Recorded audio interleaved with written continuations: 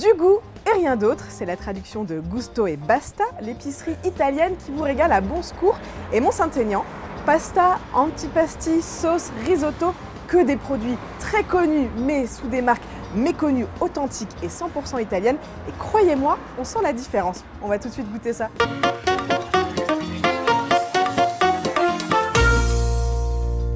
Bonjour Pierre-Yves. Bonjour Céline. Alors merci de m'accueillir ici à Gusto et Basta. Autour de moi, je n'ai que des produits 100% italiens. Pourquoi la cuisine italienne? C'est une cuisine facile, à la différence de la cuisine française qui est une cuisine élaborée. La cuisine italienne, c'est un assemblage de produits et j'en suis tombé assez dingue comme beaucoup de gens. Donc on s'est dit pourquoi pas se lancer dans l'aventure et de faire découvrir tous ces produits à nos bonoxyliens. Et tu vas me les faire découvrir à moi aussi et à vous, évidemment. On va tout de suite commencer par la première dégustation.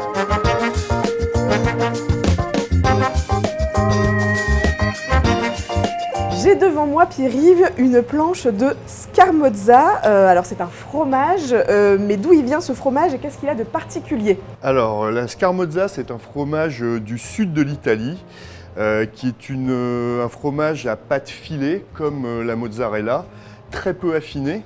Il existe deux types de Scamozza, une Scamozza blanche à pâte fine et puis celle-ci qui est une pâte plus épaisse mais qui est beaucoup plus typée en termes de goût. Je te propose de la déguster, tu vas voir le goût est assez spécifique, c'est un petit goût fumé, personnellement je trouve ça très bon.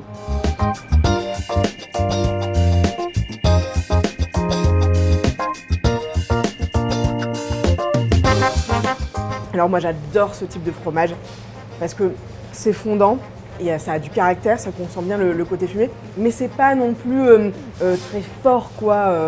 Voilà. C'est assez fin.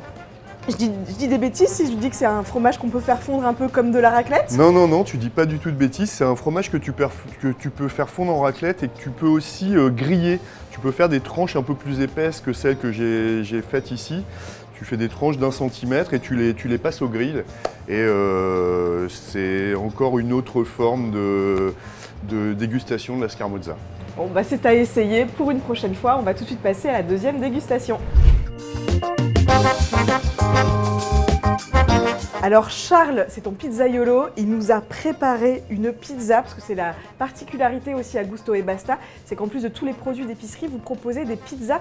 Ce sont des pizzas à pâte très fine et avec très peu de produits. En général, on met maximum 4 produits sur chaque pizza. Nous en élaborons avec des bases tomates.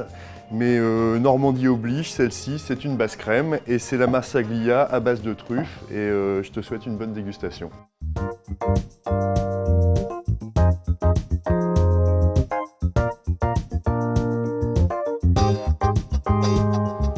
C'est absolument délicieux. Alors effectivement la pâte est extrêmement légère, le fromage, le jambon et ce petit goût de truffe qui n'est pas trop présent, il prend pas tout le pas sur le reste des ingrédients, mais vraiment il vient taquiner le palais, c'est un vrai délice. Voilà, et ben, il ne nous reste plus qu'à passer au dessert pour conclure cette dégustation. On finit sur une note sucrée, j'ai un bel assortiment de pâtisseries italiennes.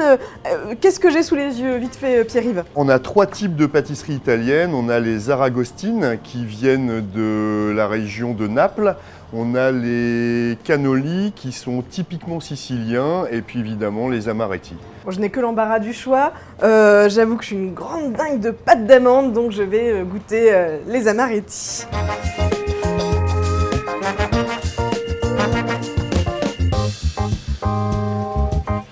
On sent l'amande, mais alors elle est succulente.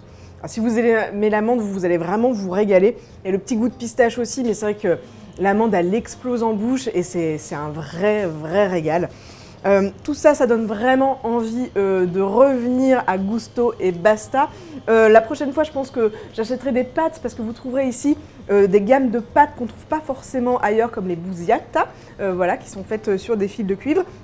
Il y a aussi évidemment des sauces, de la charcuterie, des risottos, toute une gamme de vins et bien sûr du limoncello. Merci Pierre-Yves pour cette dégustation. Et puis voilà, venez ici à Gusto et Basta, que ce soit à Bon Secours ou à Mont-Saint-Aignan, vous allez forcément vous régaler. Et nous, on se retrouve pour un prochain numéro d'Épices et tout.